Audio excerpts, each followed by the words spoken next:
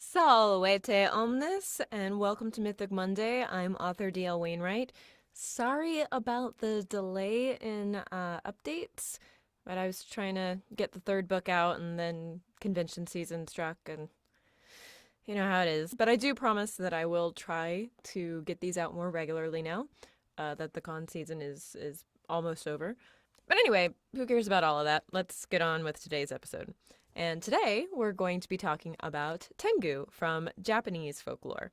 And Tengu are fascinating because they're this interesting, conglomeration of Buddhism and Shinto. And for those unfamiliar, Shinto is the native religion in Japan, and it's a very nature-based religion where there's sort of spirits for different things, and those are called kami.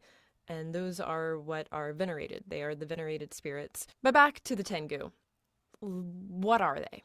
Well, that's a complicated answer, honestly. So we'll try to unravel it a little bit and discuss what they are. We'll start with their name. The characters for Tengu actually translates to something kind of like heavenly dog. The name itself, and indeed some of the earliest recordings of its usage, do seem to be derived from something from Chinese folklore, the Qiangou. Anyway, the Qiangou is a large black dog that resides in the heavens, and it causes eclipses. It's also often associated with meteors and can be a portent for war. But that's not really what most people think of today when you say Tengu. They think of one of two things, because Tengu today typically have two different forms. You have the Daitengu and the Kotengu. Daitengu means big Tengu, and they are typically more human-like in their appearance. They will often dress sort of like monks, like the ascetic monks, and they have very big noses. Just like, think Pinocchio, like big. And so they will look like old red-skinned men, like very red, with giant noses, dressed like monks, and oftentimes will also have the wings sprouting from the back as well. Daitengu are very powerful, and their powers can range anywhere from simple illusions to catastrophic disasters. So you don't really want to tick a Daitengu off, basically. But the problem is that Daitengu and basically all Tengu are frequently known for being jerks. They're little troublemakers. While that is true, and there are plenty of stories of Tengu, including Daitengu, doing bad things, over time, or depending on what period in history, Daitengu have sort of become the nicer of the two Tengu, in a way. They're considered the more reasonable of the two, and they tend to prefer living life as an ascetic monk in the mountains, much like how they're dressed. Now, that's interesting, though, considering also depending on what part in history you're looking at the stories from, Tengu, including Daitengu, are frequently depicted as the enemies of Buddhism. Like, there was this one time when some Tengu were totally messing with, this monk who was a follower of Amida Buddha. So they created this elaborate illusion that Amida Buddha and Kannon, who is the bodhisattva of mercy and compassion in Buddhism, they came down from the heavens to carry this monk over to the Western paradise, which is part of that particular vein of Buddhism. And what they really did, because they weren't really Kannon and Amida, is they tied the monk to the top of a tree and just left him there. And so he was just for days exposed to the elements, and by the time somebody found him, he had just been driven crazy by it. He just babbled incoherently and then died. And so, I mean, that's one of the super fun, hilarious, little cute prankstery things that the Tengu are known for. Those little rascals. Ko-Tengu means little Tengu, though they're not really like that little. They're still.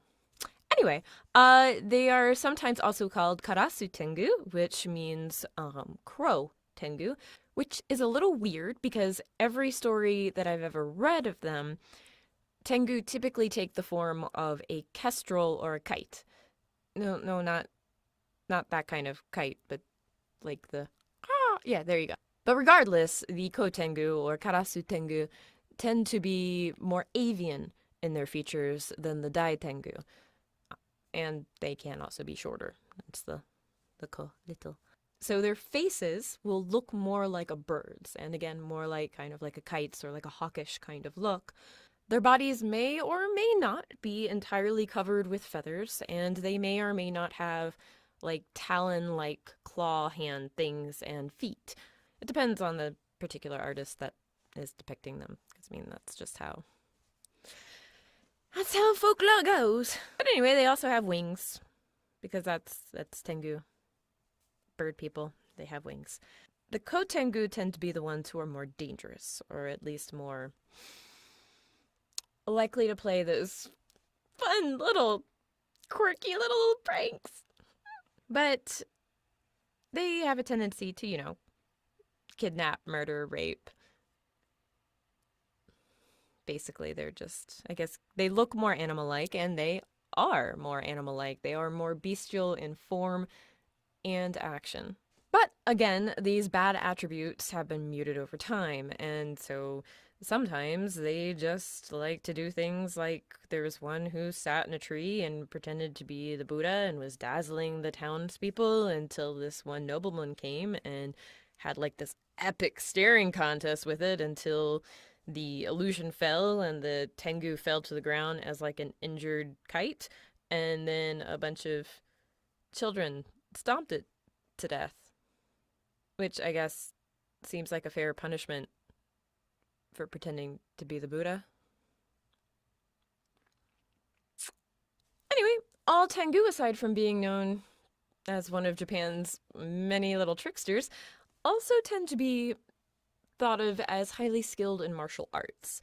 And even the great 12th century military leader Minamoto no Yoshitsune was supposedly trained by a Tengu as a child.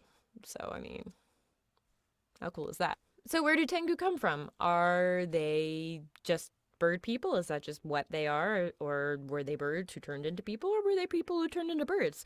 Well, good question. Because according to some stories, they actually are the spirits of really crappy monks who are kind of doomed to return to the earth as this horrible bird creature thing. Return spirit of a jerk or not, Tengu are considered a type of yokai, and only rarely will sometimes be classified as a type of kami. Yokai is a broad category that encompasses a wide range of magical creatures and objects in Japanese lore, or creature objects, like literally a wagon wheel that has a floating human head and eats babies. I'm not making that up. That's an actual yokai. So again, how do we get from eclipse dog to bird person? Well, some scholars think that the concept of the Tengu was influenced by the Garuda. Now, Garuda was originally in Hinduism a specific entity, and it was a fierce birdman who fought snakes and was Vishnu's, steed. In Buddhism, the Garuda becomes more of like a race of powerful birdmen who fight snakes. And as far as I know, I don't think they're anybody's steed, but... So the concept of Garuda as a type of creature traveled with Buddhism to Japan. And indeed, there do exist Tengu stories involving snakes. So this is a potentially plausible theory. Now, another potential influence as to what made the Tengu Tengu is a kami known as Amanozaku, and she was also known as the Tengu kami, and she was hideous to behold. She had the long nose like the Daitengu, and she had a snarling mouth filled with sharp teeth and these giant tusks, and she just had these long drooping ears, and it's just not pretty. Just not a pretty goddess, not a pretty kami, not a pretty lady. Amanozaku is basically the embodiment of dark, horrible feelings and contrariness. I mean, she is so contrary that like the other kami are like, hey, you gotta have like a dude to get preggers, and she's like, I don't need no man, I could do it my own self. And she did that, she did it her own self. I mean, go Amanozaku, you don't let anyone tell you you can't do anything. I mean, that's literally what you do. You don't let anybody tell you you can't do anything. Physical similarities aside, with the long nose and all of that, it is still easy to see the connection with the greedy, prideful trickster Tengu, because, I mean, they're also pretty contrary, and they, like Amanozaku, are just kind of jerks. So the Tengu we know today is likely influenced by the Garuda and Amanozaku, and honestly, probably a few other things. After all, there are region-specific Tengu that are different.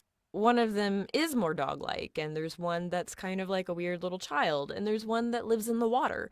So honestly, what this can imply is that the word Tengu at one point could have just applied to different creatures that had a certain kind of temperament or a certain quality to them. It didn't really become solidified into a specific concept until the popularization of certain variants of Tengu. Now, if you want a story featuring a Tengu, come on, guys. It wouldn't be Mythic Monday without me plugging my books. The Hollow Sun series has Tengu throughout it. Like, literally 2 of the 4 main characters are half Tengu. Spoiler alert! But the latest book, Paper Lanterns, has a lot of Tengu. They aren't the jerk Tengu, though, but are more the super Buddhist warrior monk kind. You'll see both Daitengu and Kotengu, as well as just, like, so many other creatures from Japanese folklore. Just so many. Still, as always, I highly recommend starting from book 1 in the series so you'll know what's going on. And I promise, there's still Tengu in that too. It's okay. And that's all for this episode of Mythic Monday. Until next time, Genki de!